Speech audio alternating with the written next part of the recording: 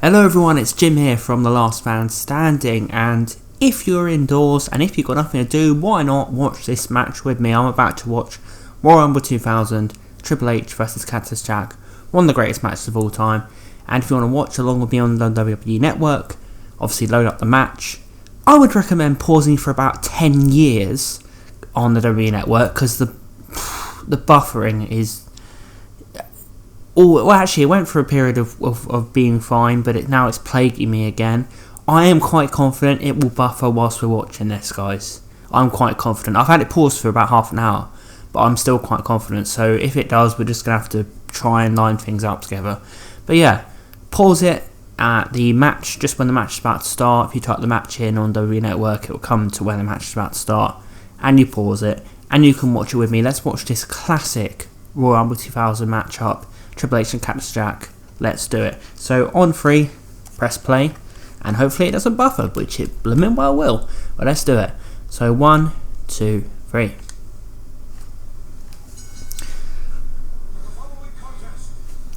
What a match this was, guys. God, by far one of my favourite matches of all time. I love how they tailored the arena towards the street fight. They turned the entrance into that gritty street fight area. Amazing. It's one of the only times WWE ever did that, I think. Ever tailored the look of the event towards a specific match. I think they do it for Very Live, don't they? And yeah, a few times they've done it for that. But Madison Square Garden's never looked as cool with that. And the iconic taxi at the top. Who thought Q count without? Great idea. Royal Rumble 2000 got such a unique look, one of the best looks of any pay-per-view, I think. Madison Square Garden, wonderful place to hold it, and one of the best kind of looks it's ever had. Here's Cactus Jack. So Cactus Jack, he is my favourite Mick Foley character. Mick Foley does my head in a bit, because he doesn't, basically in the WWE, he chose to be Mankind too much, and Dude Love too much. I know you obviously played Cactus Jack in WCW a lot, and I'm trying to go back and actually watch a lot of that. But Cactus Jack's by far my favourite. It's the most main event Mick Foley's ever looked. The character's brilliant. You take him serious. He's not a joke. He's brutal. He's hardcore. There's so much to Cactus Jack. Brilliant t-shirt with that Wanted Dead poster. Amazing stuff. And here's Triple H, honestly, the greatest wrestler on the planet at this point. I'll say it, the year 2000, I think he even got voted it the greatest wrestler. I think he really became the man, well, as in the heel man, in his feud with The Rock. But I think Mick Foley did so much for Triple H. And if you want to watch, if you take an example of WWE where they just don't build people properly anymore, this is a great example of it. Triple H's build in 99 and 2000 was a phenomenal build. He had people helping him become what he became. And feuds that you can trace back. And I think that's one of the problems with WWE today, is that people have forgettable careers. Oh, look how epic this is, man. This is the match that got me into pro wrestling. I couldn't believe it. I genuinely could not believe. What a time to come in as well. Triple H and Cactus Jack street fight or Rumble. What a time, guys. So we're not buffering yet, which is a good sign. Now I've said it, it will buffer.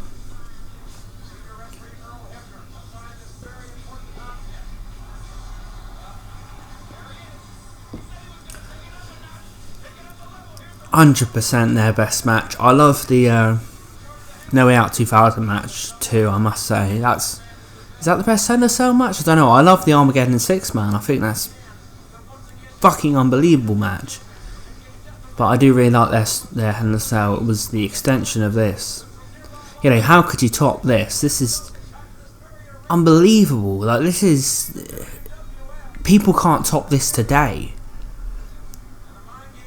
It's a staggering match, and what I love about this match is that it's not just a weapons fest. Now, it is a weapons fest, but it's not just. Now, I think I enjoyed the weapons match that what's his name? Sorry to be disrespectful to the wrestlers. John Moxley and Kenny Omega had at AEW Full Gear a while back. I thought it was great, but it lacked the emotion. It lacked the actual fight, big fight atmosphere. It lacked the actual structure, I think. This has structure. It is a weapons match by far, but it has structure. It has emotion. It has tangible moments in the match that change the tide. It's well done. And I don't think there's ever been I don't think there's ever been a match like this again. You actually think about it, there's been hardcore matches, there's been brutal matches, but this match stands alone in what they created, and it's hard to put. Obviously, I can analyse it like I am trying to, but it's hard to put your finger on exactly. I think it's a moment in time match. It was lightning in a bottle, it really was, and it was two men cementing their legacy. You're getting that bit with AEW, which I like. You don't really get it with WWE anymore. No one really plans to go in the ring and cement their legacy. AEW, there are wrestlers trying to do it. And I like how you can see, like, people like Cody, people like John Moxley, and, people like Hangman Page. They're trying to string together a series of memorable matches to, like I said earlier about careers, to make their career memorable and make it in their career.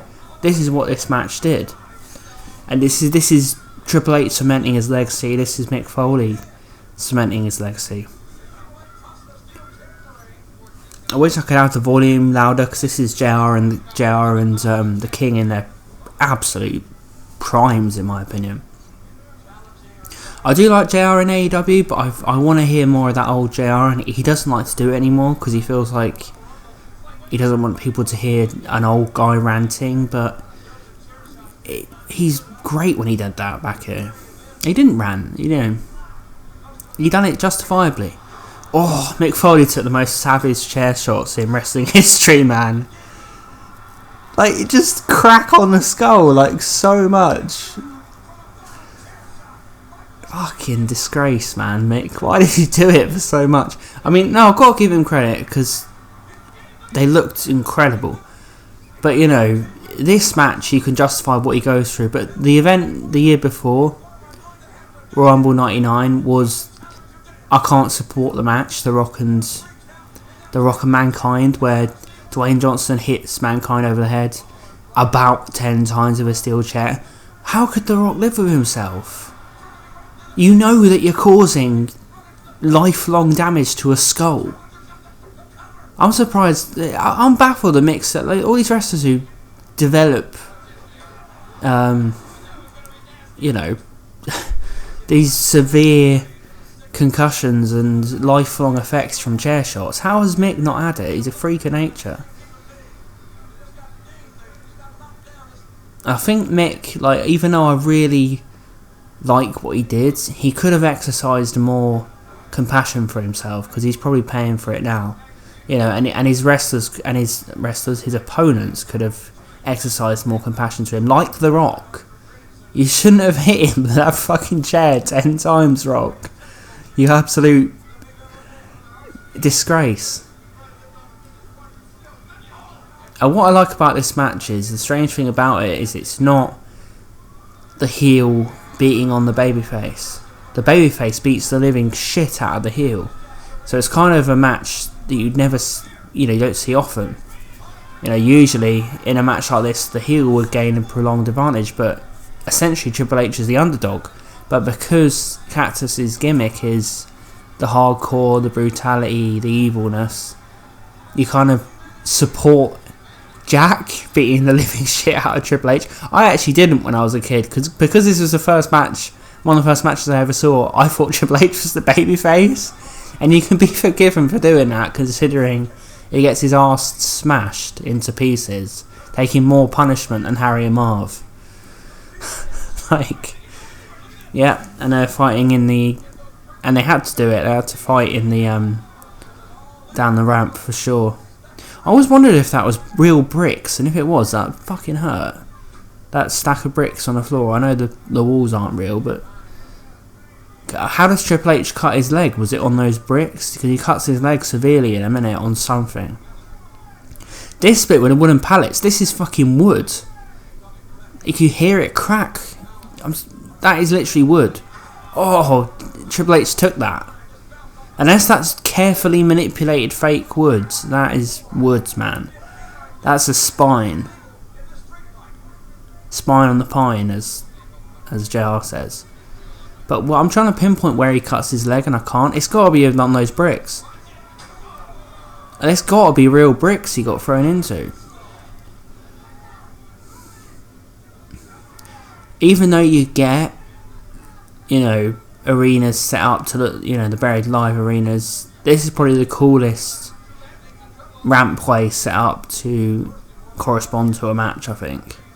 It really does reflect the feud. This is just a street fight feud.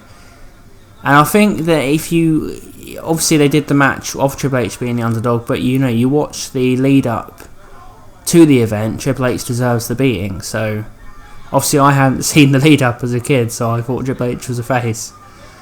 Even though I saw the lead up and I saw everything Triple H did, I think it's just because I guess I didn't see the lead up. I saw the video of the lead up, but maybe I just didn't compute. It didn't compute properly. But if you actually watch the lead up to the match, it makes sense that Cactus is going to beat the shit out of Triple H, and obviously for his character as well. The lead up was sensational. With One Thing I Am Not is ready to face you in a street fight at the Royal Rumble, where he morphs into Cactus Jack. Fantabulous stuff. Iconic TV. Look at that cut, man. Look at Triple H's fucking ankle. Fucking put a bandage on that. Jesus. How's he walking on that? This is like boxing. This is like where the boxers carry on in the midst of these insane injuries. This is real what Triple H is going through on that ankle.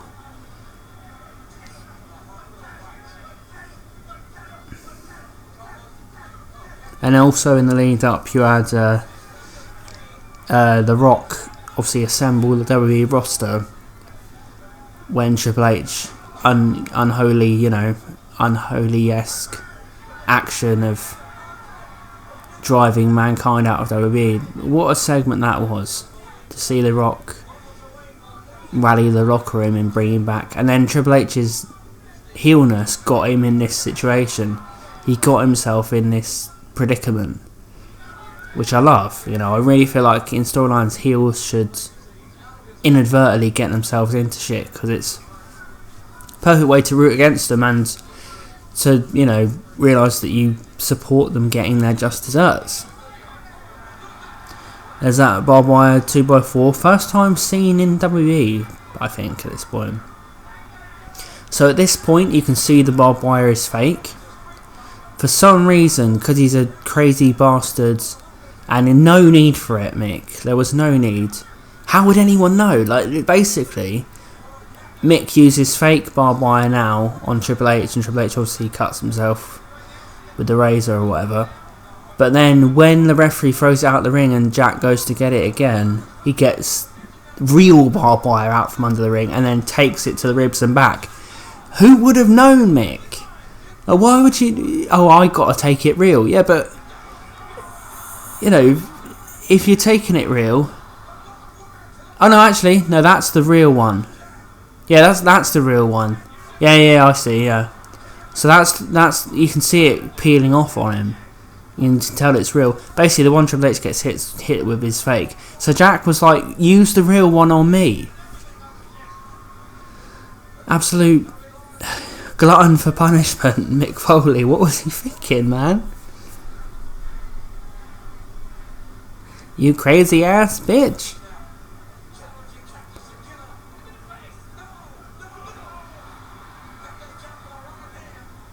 No one in the arena would have known that you switched the barbed wire around.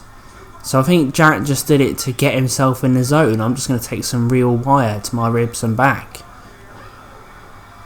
Double arm DDT, brilliant. I love how John Moxley uses that because it's a fabulous move that no one uses. Drew McIntyre uses it as well.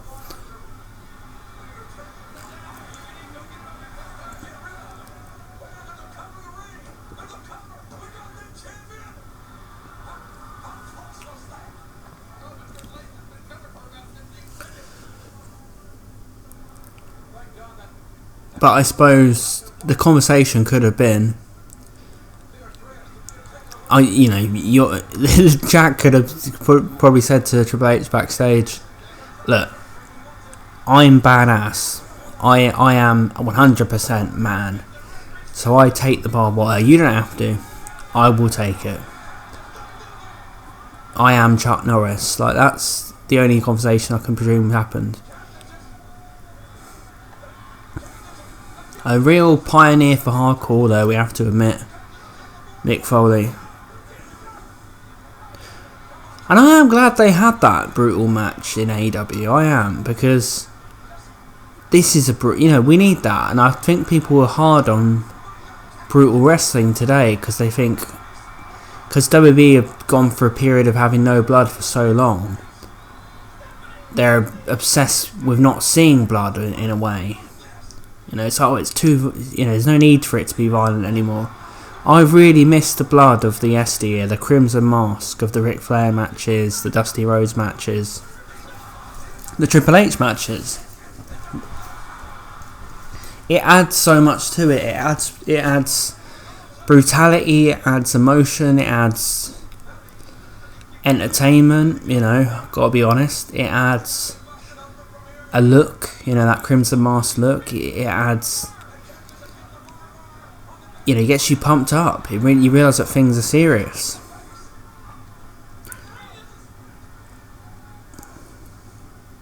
So yeah, if AEW could harness this kind of energy in its future hardcore matches, this was the beginning of Triple H Blade Job Man, hashtag Blade Job, if Twitter was around at the time. He would be known as hashtag Blade Job because he started blading like every pay-per-view, always having his Crimson Masks. Kind of became known for it. It went on for till 2004. Triple H would just blade every pay-per-view, basically. It's like his head was made of bloody steel. It had been cut to shreds so many times and just repaired. But he is a wrestler who looks, there's a very memorable image seeing him with that Crimson Mask. And I really respect Triple H for having, obviously, blood gushing out of his ankle and face, and, being able to wrestle on for 35 minutes. I would, you'd bloody collapse. You're halfway to bloody hospital. It's tough, man. These guys are tough. Tough cookies. Triple H proved he was just as tough as Mick Foley in this match. If not, in a way, tougher.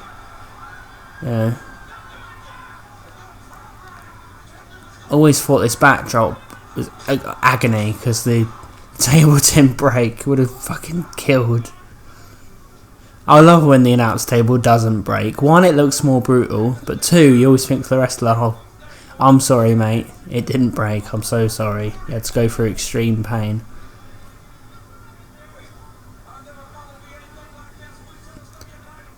It looks better when it breaks, but if it doesn't break, that's pain.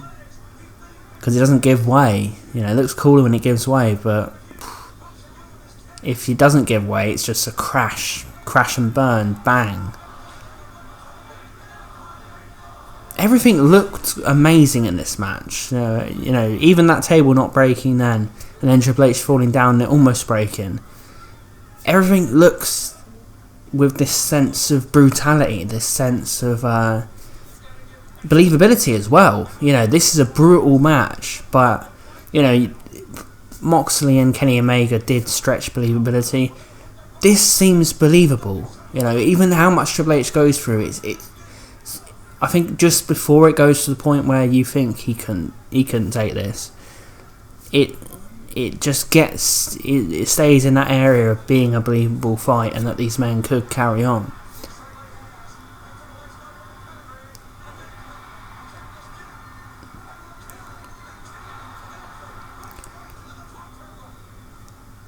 Bulldog onto the fake barbed wire. Well, Jack just went, oh, I'm keeping it. What I'm going to do is I'll go outside, get the real barbed wire and just use it on him. Fuck him. Fuck him, I don't like him. Oh, Hunter! We've got some real barbed wire now.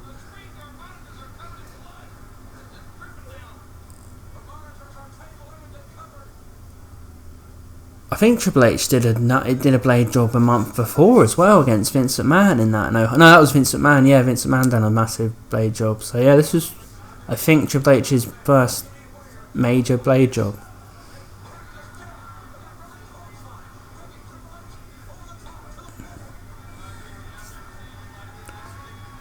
And I think there's a real sense of desperation by both men in this match, and I think that can be missing. I can't believe that hip toss onto the steel steps properly. You see his leg connect. You donut, Mick. But yeah, like the way they wrestle, the way they work is missing a lot from today's wrestling. There's a sense of desperation. Oh yeah, he whips him into steps again. Fuck me, Mick. Could have been in a wheelchair, son. But yeah, there's a sense of just a sense of throughout the match a real like almost Rocky movie going on, like such a intensity, such a desire in the wrestlers. It doesn't just feel like people doing moves. It feels like people having a struggle, having a war, attrition, emotion. People need to study this, man.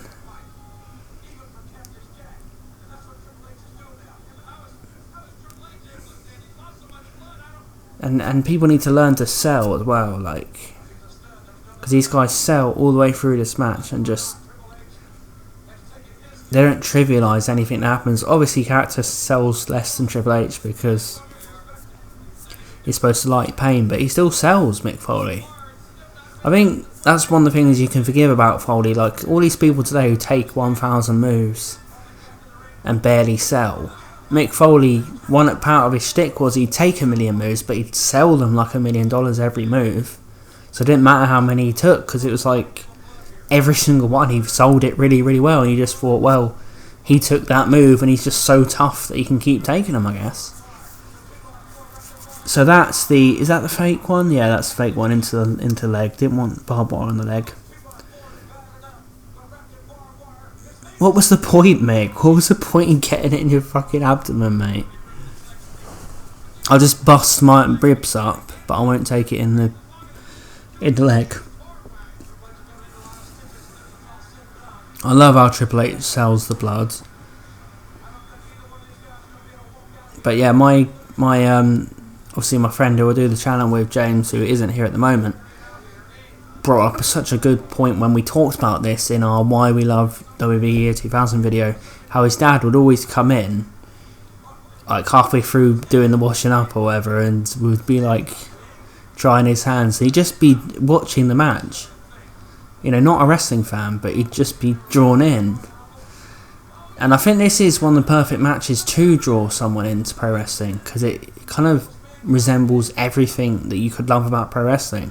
It's got the emotion, it's got the spectacle, it's got the back and forth, it's got the brutality, the execution's perfect, the excitement. It's got everything you could love about. I guess it hasn't got the the athleticism wrestling, but it's got the storyline of wrestling and the emotion of wrestling to a T. The thing that draws you in, the feud, it's got that, the grittiness.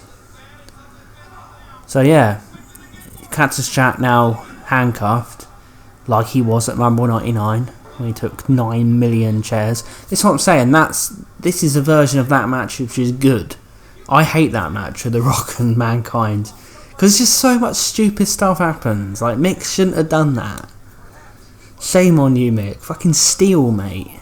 10 times over the head like some kind of Harry and Marv with the bricks. Like, just fuck off, mate. Well, do it if you want, but Jesus Christ, you could have destroyed yourself for life.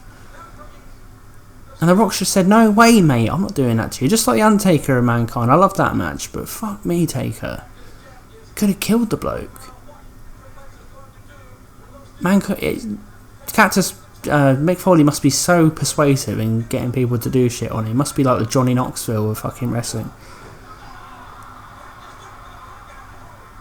Or the fucking Steve-O of wrestling, convinced his mates to destroy him.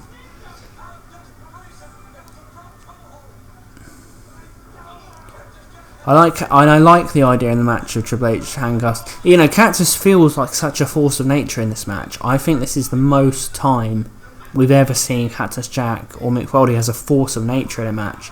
An unstoppable, like, beast who's going to get that title. So Triple H has to handcuff him. Triple H has to neutralise him. He has to work on the leg. Brilliant storyline. And, you know, Triple H is the heel, but it works so well. He has to neutralise this guy because he's absolutely destroying him. And I guess that is used in some matches. You know, the babyface does dominate, but usually the heel will get some kind of, you know, will dictate the match, I guess. But there are those matches, and this is one of them where the babyface dominates, and the heel's running for his life the whole match. And that's a type of match I really like, as I mentioned. This steel chair shot. Oh, fucking steel on the spine. Get ready. You see a piece of steel flying. Fuck me. That's an image I will never forget. That steel piece flying out the ring, cracking over that spine. So much of this match I will never forget. It's ingrained in my mind. It just is. It's there. Like, I can literally journey back to this match. And I'm still not tired of it. It's a legendary match. It really is. It's a 5-star match. Don't listen to Dave Meltzer, who's only rated 5 matches in WWE history 5 stars, and this isn't one of them. You fucking Melter, Dave. Never listening to him. Shambles of a man. And I love the company he loves, AEW, but fucking donut. 6 stars for that tag team match recently. No, this is... If you're going to go for 6 stars, this is fucking 6 stars, mate. And I wouldn't even give it 6 stars. This is 5 stars. This is wrestling. You know, that's disgraceful. He didn't give Shawn Michaels Taker 5 stars. I'll just go off on Dave Meltzer. Some kind of just garbage man. I like this as well, yeah. And then The Rock comes out and does the right thing and saves Jack. Brilliant moment. I love how The Rock, at this point, had storylines going on where he kind of do the right thing as well. Proper like babyface, and I love that. I love babyfaces doing the right thing, helping each other out, but not necessarily being friends. Brilliant. And The Undertaker, Kane and The Rock had this later in the year. They kind of help each other out, and The Rock and Steve Austin had it for a short time. They'd help each other out, and I love that.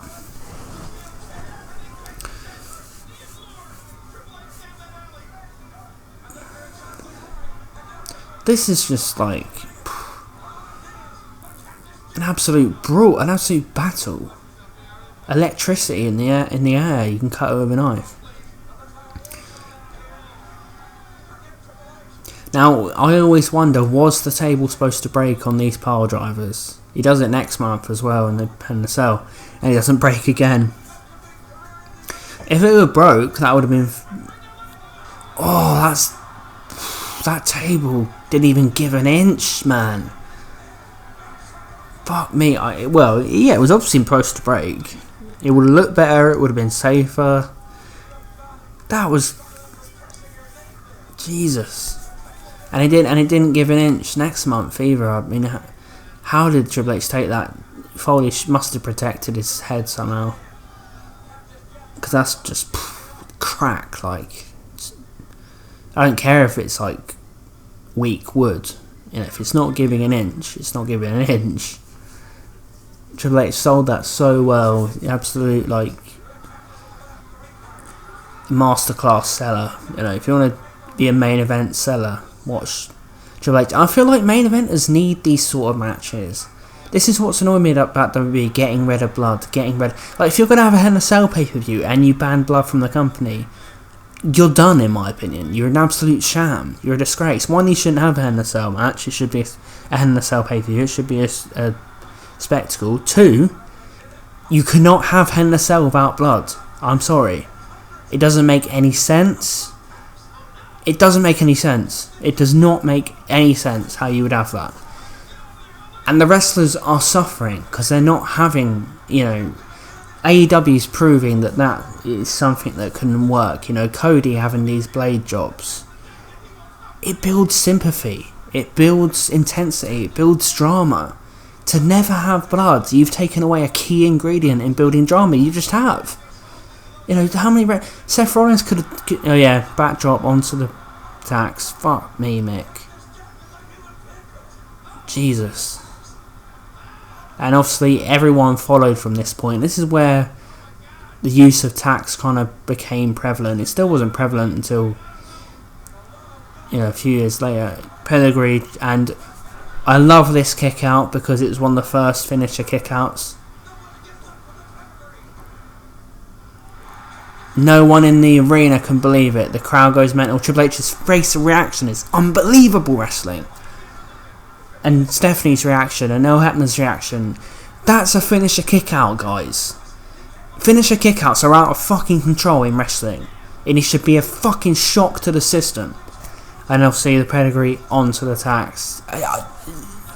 One of the most shocking moves in wrestling history, that is.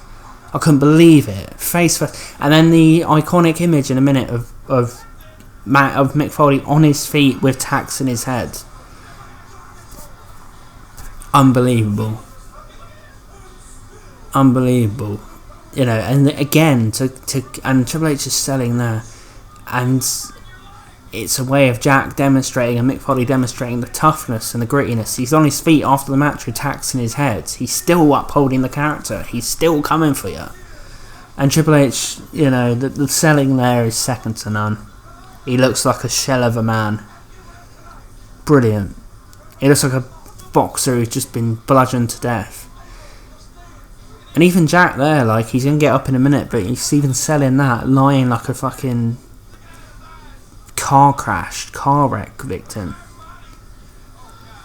What an unbelievable match. I'm going to keep watching it until, there's Cactus attacks Triple H in a minute, so... Which I remember, I think it's James says this, that's kind of going over the line. He shouldn't have attacked Triple H after the match, because it kind of Triple H took too much and he recovered from too much. But I kind of like it, because again, Jack was a force of nature here. Foley somehow created a character who, look at him there, most people be like, why is he up? Why is he not selling it? But he kind of created a character in that he sells he sells enough, but then he just has this manic hardcore personality where he can just suddenly stop selling and it's still believable. You believe him as this man possessed. I like how he does this, because the feud was brutal, the feud was pure hatred. Jack was who he was. I think it's okay for him to attack afterwards. And also he's a babyface, so he leaves Triple H laying after the match. And it really creates the idea. The fact that Jack wasn't the one to beat Triple H for the title, if you following this on conventional wrestling booking, you would get it in your head, Jack's going to be the one to beat Triple H. They're building up that way, and he wasn't. It was The Rock.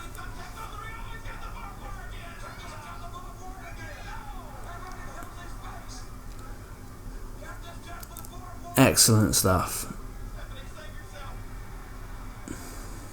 And then that by Mick Foley looking at Stephanie. Stephanie performs really well there as well. I love that. The sickness on his face. But yeah, I'm going to end it there, guys. What a match. 5 stars by far. Hopefully you guys enjoy watching it with me. Oh yeah, and that image there of Jack doing the fist in the air. Brilliant. Wrestlers need to start actually trying to make you remember images in their matches and after their matches. Everything is part of it. After matches is important. Before, it just is. The way you act, the way you mannerisms. People need to learn this again. But yeah, 5-star match. What do you guys think of this match? Hopefully you enjoyed watching it with me, and it didn't buffer. There is a God. It didn't buffer. Please hit subscribe to this channel and join the Last Man Standing. Check out my discussions with James on the channel. Check out our other videos on the channel. And I'll be back. I'll probably be doing some more commentaries, but I do want to get back together with James for some more videos. So subscribe, join the Last Man Standing, and I'll see you guys next time.